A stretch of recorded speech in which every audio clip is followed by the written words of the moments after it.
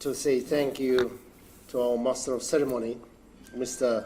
Hasnain Ibrahim, Managing Director of Africa International Advisors. And I'm really glad and happy to see all of you today here, that you took your time, your precious time, and joined us here today. My special thanks, of course, goes to Councillor Msendi Mzwanana, the Speaker of Tswani Council, Pretoria, South Africa. Very honored, sir. And definitely, as it was mentioned, I have, let us say, a lot of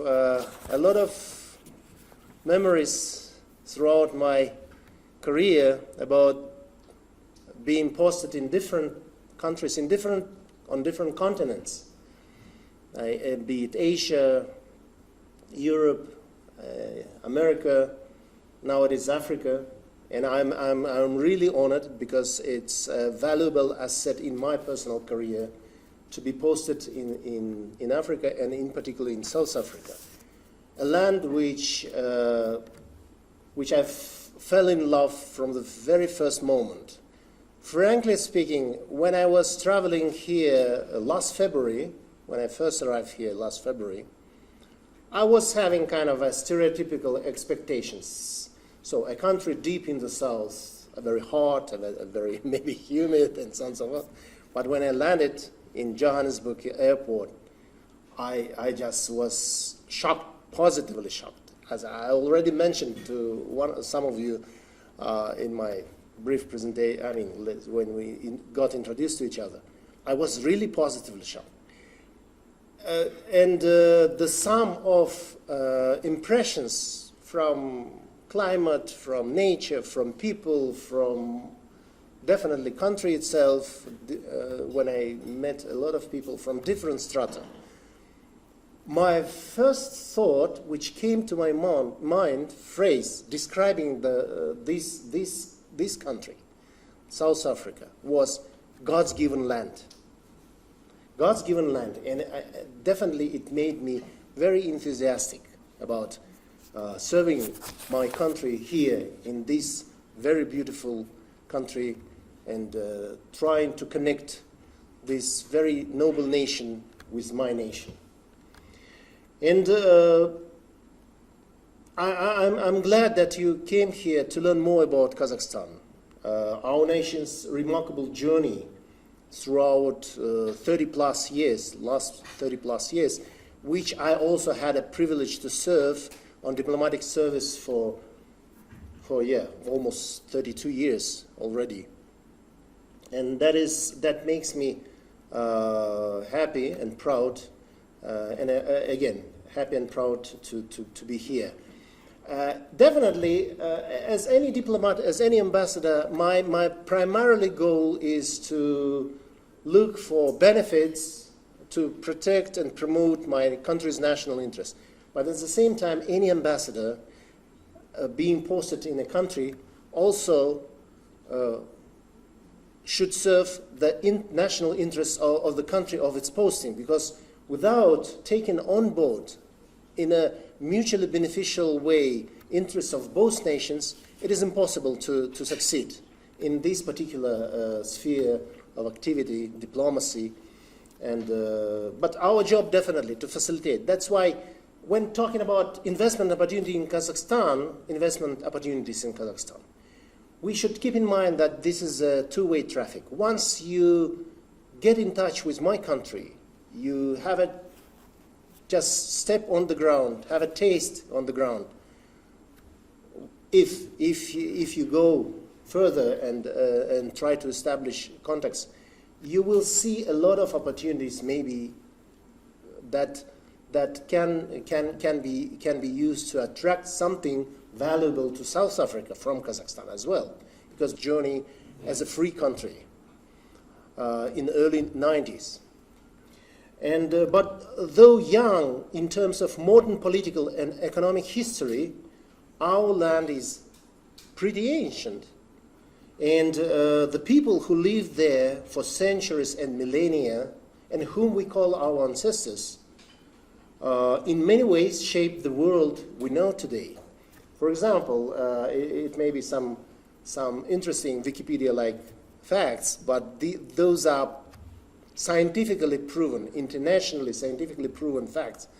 That did you know that every time you enjoy the crisp taste of an apple, you are savoring a gift from Kazakhstan? Why? Our country is the ancestral homeland of apples, with the wild ancestral species of all domesticated apples globally still originated and still growing in the foothills in southern Kazakhstan. But it doesn't stop there, by the way. Kazakhstan is also where the same southern foothills of southern Kazakhstan is a place where first time tulips bloomed, long before it symbolized European gardens, especially Dutch, I believe, yeah? And it was in our expansive steppes that humankind first learned to tame the horse. And you can imagine, like the same way as we know and recognize that Africa and this part of Africa is a cradle of humanity.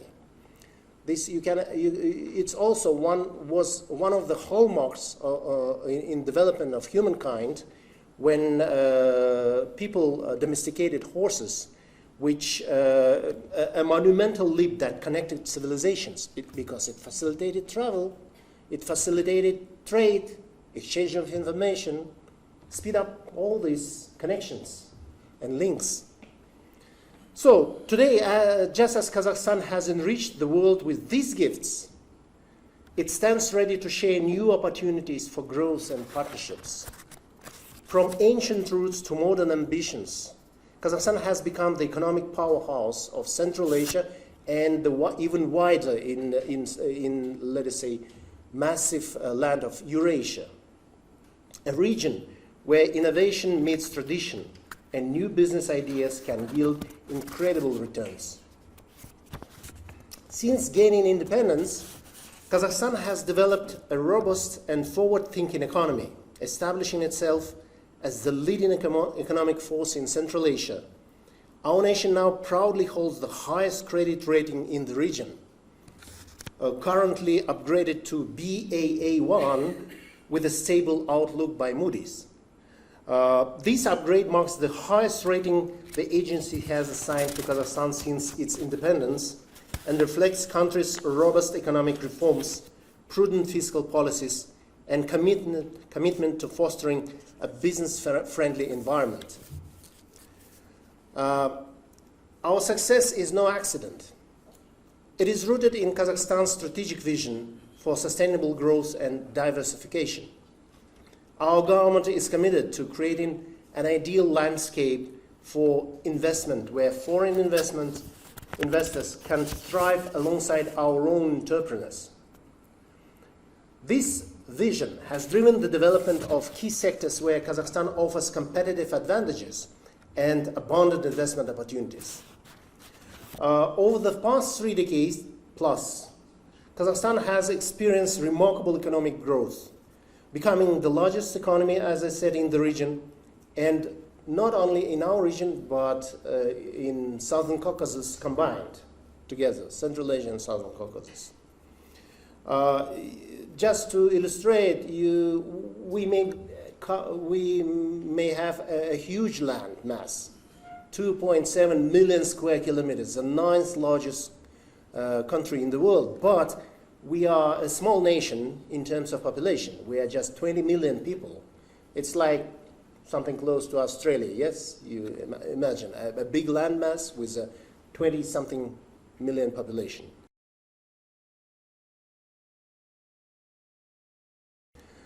So, but during these years of independence, our GDP has soared to almost $300 billion, with this year growth alone plus 3.5%. And in terms of per capita, it's about $14,500 per capita GDP. And definitely we have witnessed the substantial investments pouring in from around.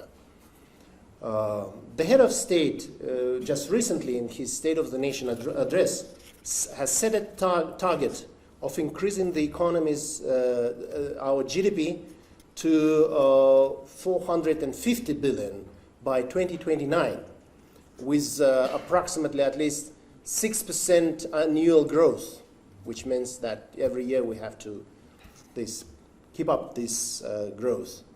And definitely instructed the government to bring the volume, to bring another $150 billion of investment as well by 2029, since this year by 2029. As I mentioned about natural resources, Kazakhstan is the world's largest exporter of uranium. It holds first place. Even though we are not the largest, we don't have the largest reserves of uranium, only second, sometimes different statistics say second or third place, but we are holding 42% of global market exporting uranium. And definitely we are a significant exporter of oil and other minerals, like we can just, to name few, it's a first place in the world on chrome, second in zinc, 7 on lead, 8 on manganese, etc., etc. And definitely we are very substantial partner, global partner in a traditional energy sector, being an oil and gas producing country. But at the same time, due to huge reserves of essential minerals critical for new energy transition, we are also partnering globally in green energy and new energy developments.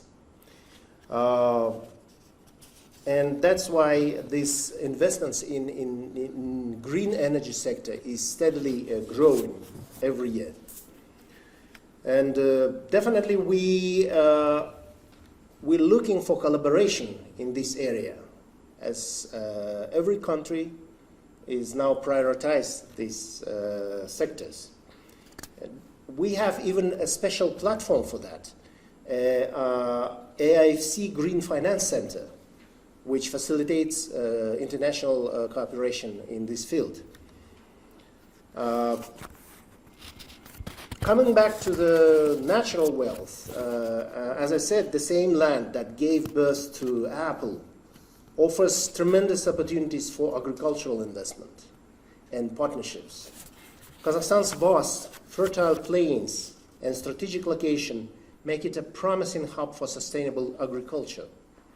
With a government eager to attract new technologies, there is ample room for innovation in crop science, food processing, and agricultural technology. You know, this is also makes us very much similar with South Africa. And definitely we can learn from South Africa a lot in those areas where the country is successful. Well, now Kazakhstan is recognized as one of the top 25 global food exporters, supplying agricultural products to over 80 countries. This includes significant exports of wheat. In terms of wheat, we are sometimes number 10, number 11 in the world, livestock and various other agricultural goods. The country intends to double its agricultural exports volume by, again, 2029. To strengthen its presence in international markets. Considering the increasing relevance of food security for both countries, Kazakhstan and South Africa, we are well positioned to boost cooperation in agri-industry. I see also good potential in launching the production of fertilizers, animal vaccines, and implementing innovative farming technologies. We have a vast untapped potential for collaboration, especially in adopting South African best practices. Another area are digital innovation and technology. In recent years, Kazakhstan has positioned itself as a digital leader in the region, investing heavily in tech infrastructure and digital transformation. Our technology sector is poised for growth through initiatives that develop smart cities, promote fintech, and enhance digital governance. By the way, smart cities, we just been, during our regular working contacts with DIRCO and the government authorities of South Africa, we've been pleased to hear that the plans, intentions to develop smart cities in South Africa are very much linked to the interest by South African side to learn, experience how Kazakhstan did the same, especially when we moved and shifted our capital and built almost from scratch the new capital in a very kind of, let us say, comparatively short period of time, making it fully operational. Also, our financial success and experience in digitalization led, for instance, MasterCard to make a decision to open its regional office for CIS, Eurasia, Central and Central and Eastern Europe in my hometown of Almaty. The company will focus mainly on digital transformation, government collaboration, and support for the local economy. But one more strategic reason for MasterCard to open a new 6th regional office in Kazakhstan was to use its global network to promote Kazakhstan-developed GovTech solutions in developing and emerging markets globally. Definitely, in this turn, we are ready to provide ample opportunities to broaden our future engagement in digitalization and innovations. So, and I invite you all to benefit from an excellent opportunity to launch IT startups in education, finance, agriculture, etc. As part of our future interaction in IT, artificial intelligence, and digital industry, I look forward to South African companies' participation in the Astana Hub International Technopark. We can offer digital solutions to the South African market in various areas, including, as I said, IT, GovTech, AI-powered traffic and mobility platforms, as well as public safety and security solutions. And these solutions, these technologies, we are already exporting successfully to nearby countries, as well as negotiating a possibility of exporting these digital public safety and security solutions to some African countries.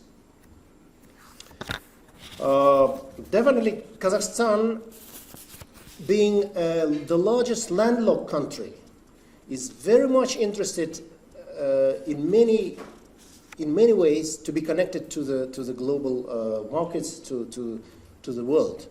And tourism is another area where South Africa has a tremendous potential, and Kazakhstan as well, looking for best practices and collaboration to develop its own tourism sector. And it brings its fruits. For instance, just recent couple of years, New York Times, Euronews, some other sources mentioned Kazakhstan, put Kazakhstan in their top 50 destination list. Like, for instance, in New York Times, put Almaty city, again, the same Almaty city, which is old capital of Kazakhstan.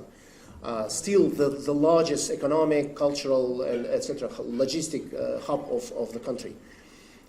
Put number 25 in its top 50 list as a destination. And the Lonely Planets, Kazakhstan has been named one of the Lonely Planets top countries to visit in 2025. And it emerging as a captivating destination for travelers. Our stunning landscapes, which range from vast steppes to majestic mountains provide exceptional opportunities for adventure and ecological tourism. The government is actively investing into infrastructure to support tourism, making it an attractive sector for investors, for partners interested in hospitality, ecological and cultural tourism ventures. To this end, among others, we have established a particular resort area on the shore of the Caspian Sea, also the largest landlocked sea in the world, in the Mangistau region, western Kazakhstan, called Warm Beach. By 2027, 13 large investment projects totaling over $200 million will be developed with the Warm Beach Resort. Earlier, the British travel magazine Wanderlust recognized Kazakhstan as one of the top 24 places to visit in this year. The World Economic Forum's Travel and Tourism Development Index also ranked the country high 52nd out of 119 nations.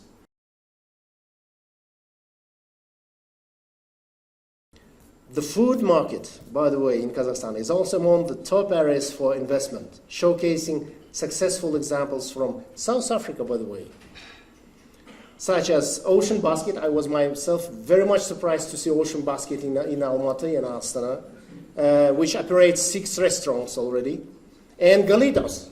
That was also pretty much positive surprise for me, which has 4 locations for the time being. And myself, when I landed here in South Africa, I always been like proud of our national cuisine and so on and so forth, and I'm still. And the specificity is that we are very much heavy meat eaters. We are non-vegetarians, mostly. heavy red meat eaters. But when I landed here, and we have a kind of a joke, the question, like two guys are talking, and the question, did you know that Kazakhs are number 2 globally in terms of meat consumption? Really? And who is number 1? And the answer is, wolves are. So, but when I landed in South Africa, I realized that I have to paraphrase, to change this joke into like, South Africans are number 2, and who is the first? Lions are. So that makes another similarity between Kazakhstan, though very geographically distant, but it looks like very much comfortable for any Kazakh to stay here. And definitely, I invite all of you to explore opportunities in this area. And talking about this, we cannot avoid talking about culture. As any other nation, as any other country, we have our own deep, rich cultural heritage, which is marked by the ancient Silk Road, a vibrant asset in our economic and social and political and historical landscape. With rising interest in preserving and promoting our traditional crafts, music and arts, there is a growing market for cultural industries. The sector has this sector also complements tourism, and visitors increasingly seek authentic cultural experiences. Just recently, we hosted the 5th World Nomad Games, and one of the participants is here, I believe, one of the judges, excellent, who was judging the archery, traditional archery. Yes, lady. So, and athletes from 89 countries, including 16 African nations, participated in it. That was also very much and positively was perceived in our country. And I believe that this is just the beginning of our big adventure. Healthcare, definitely. South Africa is very well known for achievements, great achievements in healthcare. The first heart transplant was made here. Many other things. And still research and development in this area are going on. Kazakhstan, our healthcare sector is also undergoing significant modernization. focusing on expanding access to quality care and developing specialized medical services. Kazakhstan is an ideal market for partners in healthcare infrastructure, medical technology, pharmaceuticals, and wellness tourism. This demonstrates the government's commitment to enhancing public health services and attracting global expertise to our healthcare sector. Just an example, foreign experts and people who look for high quality and affordable services, in particularly in cardiosurgery and neurosurgery, already know well Kazakhstan as a trusted destination. Our country also invests heavily in cancer-related research and treatment, the same way as many nations, but particularly South Africa as well. And those are the areas where both countries have a great window of opportunities for collaboration. Definitely, as I mentioned, we are a landlocked country, but we took every effort. We spared no effort, I would say, and no chance to succeed in our efforts to turn our landlockedness into a landlinkedness. That's why we benefited. We decided to view our landlockedness not as a disadvantage, but as an opportunity. We consider it as a unique geographic position, which makes us a true gateway between East and West. As a land of vast steppes that historically link ancient trade routes, Kazakhstan has evolved into a modern logistics and transportation hub connecting Europe and Asia. Today, we're not just a bridge between countries and continents, but a critical part of the global economy strategically positioned to facilitate international trade and investment. Kazakhstan's participation in the Belt and Road Initiative has brought substantial infrastructure investments and strengthened our connectivity with global markets. For the last 20 plus years, we have attracted and made ourselves about, or maybe even more, over $30 billion investments into logistics infrastructure.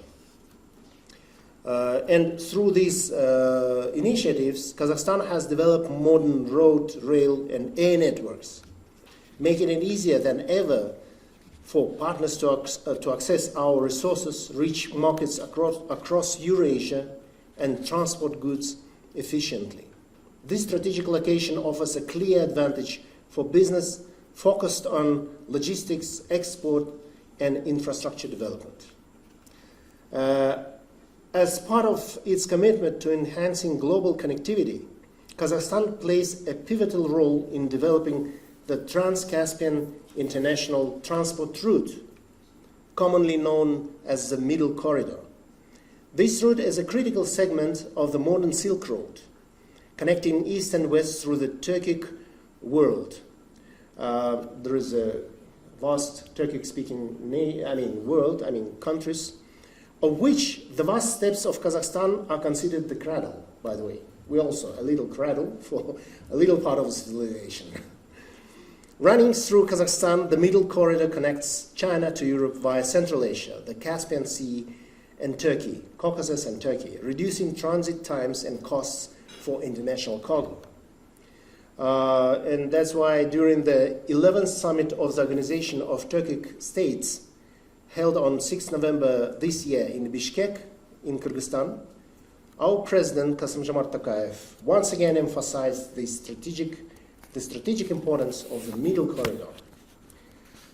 In his speech, he highlighted the need to fully utilize the Middle Corridor's potential, sign an agreement aimed at ensuring the sustainable development of freight transport along it, and facilitate investments necessary for infrastructure development along the corridor. We also have the Korgos Gateway on the border with China, one of the world's largest dry ports, which facilitates the rapid movement of goods across Eurasia. If like 10 years ago, a container crossing Chinese-Kazakh border moving to Europe needed 2, 3, 4, sometimes 5 days to cross because of the difference in railgog, because of bureaucracy like customs clearance, and etc., etc., etc., and just in general. With this new hub, with new dry port, it takes just 15 minutes. 15 minutes. And with these assets, Kazakhstan provides investors with an efficient, cost-effective logistic base to serve the surrounding markets of Central Asia, Europe, Russia, and China. That is why our strategic location and all these measures, investments, and technologies now facilitates over 80% of continental land traffic between China and Europe. And it all goes through Kazakhstan. And that makes us a key player in global trade logistics. With the state-of-the-art rail and sea terminals, Kazakhstan offers cost-effective and efficient transit routes, significantly reducing transportation times and costs. And this is not, I'm not talking only about infrastructure in Kazakhstan or this infrastructure of dry port on the Chinese border, but we are heavily investing and developing in partnerships with other countries, other hubs like Xi'an. Xi'an, it is in Central Asia. We are jointly operating and developing this also terminal, big logistical hub, which facilitates logistics. Also terminals in the Georgian seaport of Batumi and China's Lianyungan seaport, which is also one of the leading seaports in for Southeast trade, especially for ASEAN countries. And definitely, that is the answer for our long, let us say, lasting, I would believe, search how to facilitate trade, not only just east-west, but north-south. Because with this infrastructure, it is much easier to get connected to the south. Because we are also a part of the south, of global south. But we need to be connected to the rest of the south. And for Africa, for this part of Africa, they are this logistics infrastructure is very crucial.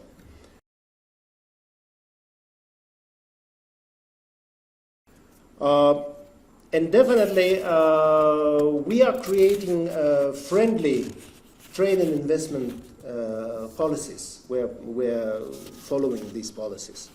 And we are committed to creating an open environment for foreign partners. We have instituted free trade zones, streamlined custom procedures, and favorable taxation policies, making Kazakhstan one of the most investment-friendly countries in the region and trade-friendly. These incentives and our strategic location give companies a significant competitive advantages in accessing the broader Eurasian markets. For this, we have 14 special economic zones and 36 industrial zones, which with different sectoral orientations located in all regions of Kazakhstan. All these special economic zones have conducive legal regimes and necessary infrastructure. For instance, investors enjoy access to cheap electricity that they have calculated. It's like the maximum price is 0.06 cents per kilowatt. Or water supply, it's like it's a little bit more expensive, 0.74 cents per cubic meter, 0.74. Or natural gas supply, which is maximum is 0.08 cents per cubic meter. So, if just to compare the price, it's like less or around 1 rand. So you can count itself, whether it's affordable or not. And I promise that no load shedding issues during this year, so we can braai and party 24/7. Definitely. And of course, other preferences, incentives include tax exemptions, sometimes up to zero, on corporate tax, property tax, VAT on imported goods, customs duties, land tax, land rent, and many of these incentives are extended up to 2 years for newcomers. Definitely, local authorities provide preferential infrastructural services and simplified immigration and permit procedures for hiring foreign labor. Definitely, the attractiveness is also based on the presence of various regional and international trade agreements. Thanks to them, Kazakhstan grants investors and partners direct access to a vast network of markets. Through partnerships within the Eurasian Economic Union, the Shanghai Cooperation Organization, and numerous bilateral agreements, businesses operating in Kazakhstan can benefit from preferential access to multiple economies, extending their reach beyond our borders. Kazakhstan's logistics and trade hub, these elements enable partners to make a significant impact, not only in the country, but throughout the entire region. Our government remains committed to advancing infrastructure, facilitating trade, and nurturing partnerships that open new doors for collaboration.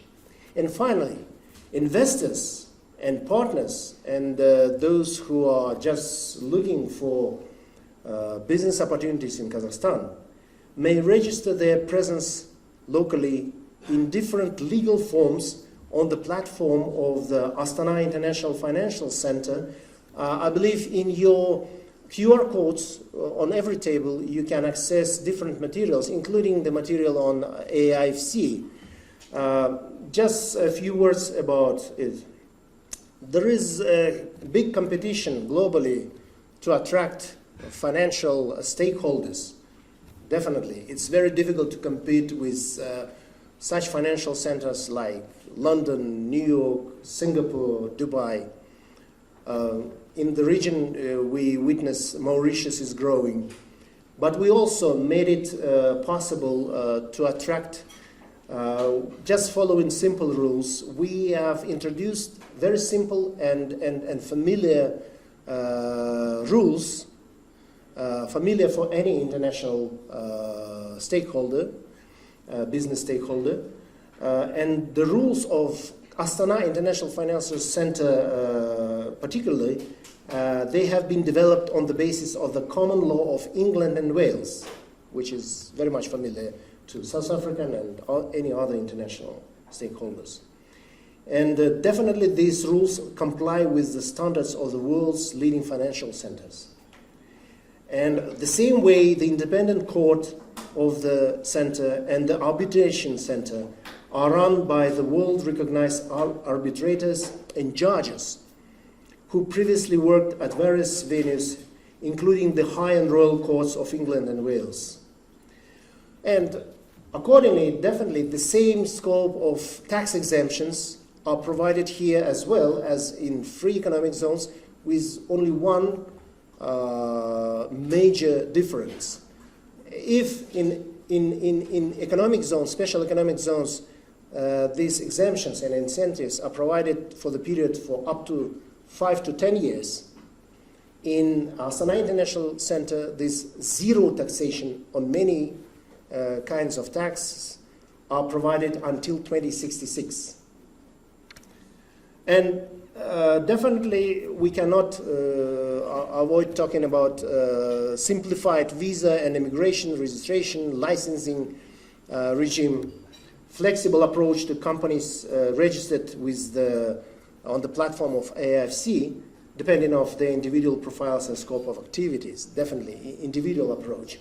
on the one hand, it is a one window, let us say, services where any partner, business partner, can get all what they need in a one-stop shop way. At the same time, individual, specific approach to every partner. And it is not a surprise that in a last maybe 2-3 years, especially taking account that we had the slowdown, global slowdown because of pandemic, but in a last 2-3 fully fledged operational years of Astana International Center, it's very young, the youngest financial center in the world. It managed to attract about over 3,000 companies from over 80 countries, and totaling with their assets totaling how much? Over $11 billion, I believe. It's already $12 billion. You can follow when you download the website. You can follow this. Is live statistics which changes every week sometimes. So definitely, in addition to all this, what I have mentioned, Kazakhstan is providing different incentives. Among them, you can definitely enjoy skilled workforce and partners on the ground.